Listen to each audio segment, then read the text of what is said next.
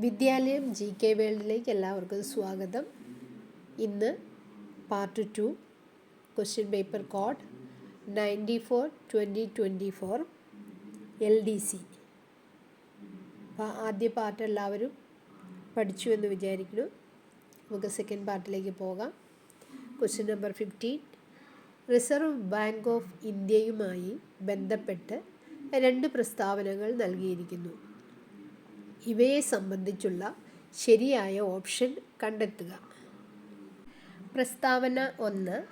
Reserve bank of ഇന്ത്യയുടെ ഒരു പ്രധാന പണനയ ഉപാധിയാണ് റിപ്പോ റേറ്റ്. പ്രസ്താവന 2.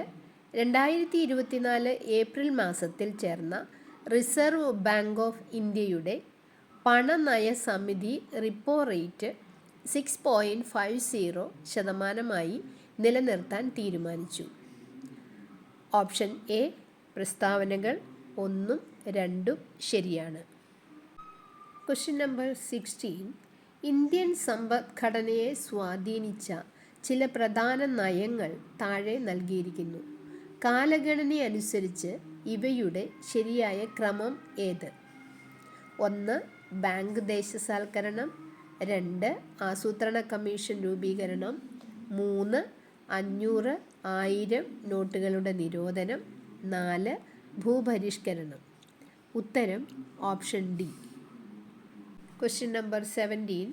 നൽകിയിരിക്കുന്ന പ്രസ്താവനകൾ ശ്രദ്ധിച്ച് ശരിയായ ഓപ്ഷൻ തിരഞ്ഞെടുക്കുക. പ്രസ്താവന 1.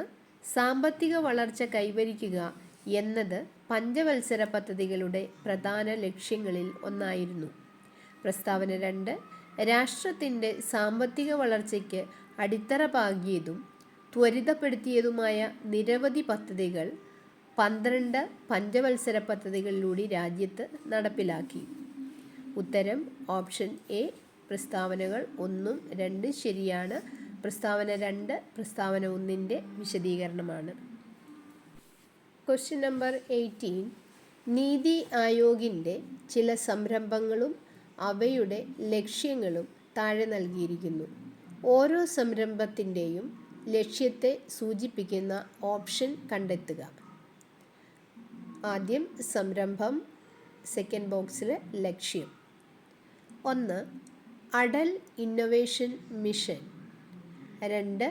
മെഥനോൾ സമ്പദ്ഘടന. 3. സഹകരണ ഫെഡറലിസം. 4. ശൂന്യ ക്യാമ്പയിൻ.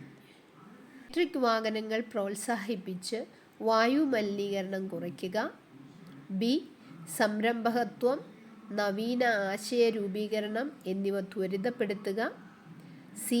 എണ്ണ ഇറക്കുമതി ബിൽ ചെലവ് കുറയ്ക്കുക. ഡി. സംസ്ഥാനങ്ങളുടെ പ്രവർത്തനങ്ങൾ ഏകോപിപ്പിക്കുക.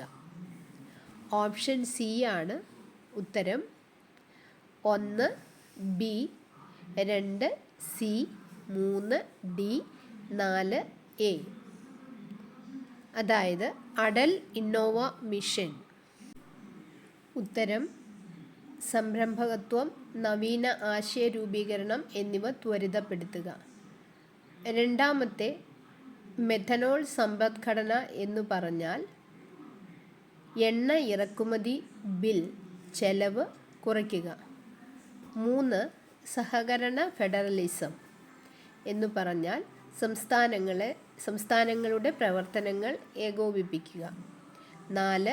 ശൂന്യ ക്യാമ്പയിൻ, ഇലക്ട്രിക് വാഹനങ്ങൾ പ്രോത്സാഹിപ്പിച്ച് വായു മലിനീകരണം കുറയ്ക്കുക. Question number 19. 1991 ഇന്ത്യ നടപ്പിലാക്കിയ പുത്തൻ സാമ്പത്തിക നയവുമായി ബന്ധപ്പെട്ട ശരിയായ പ്രസ്താവനകൾ കണ്ടെത്തുക.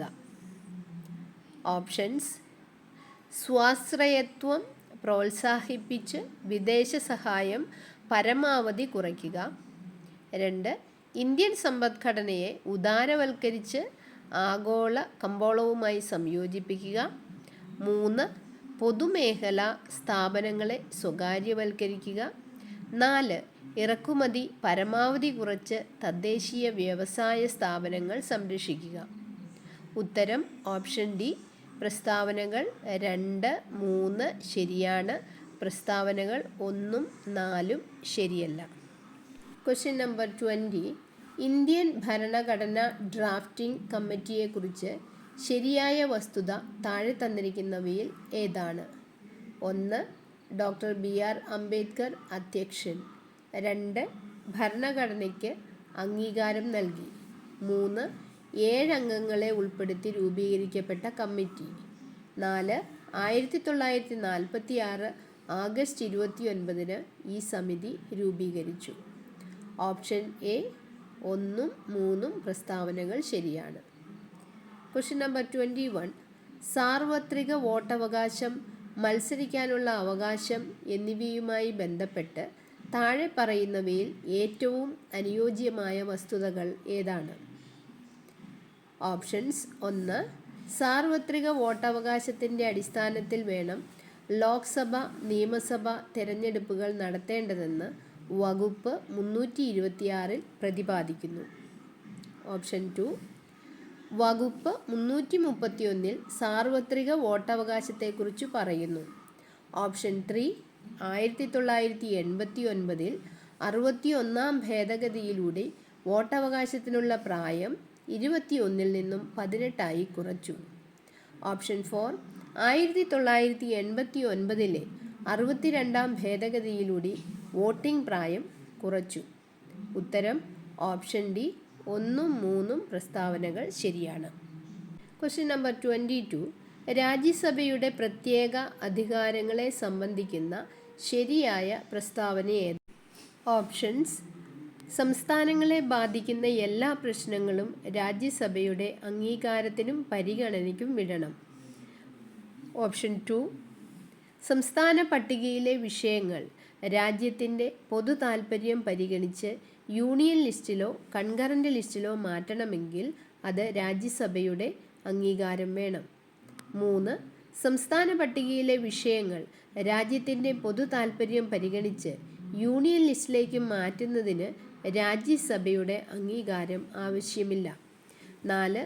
സംസ്ഥാനത്തെ സംബന്ധിച്ചുള്ള വിഷയങ്ങൾ മാറ്റുന്നതിന് ഉപരാഷ്ട്രപതിക്ക് രാജ്യസഭയിൽ പ്രത്യേക അധികാരം ഉണ്ട്.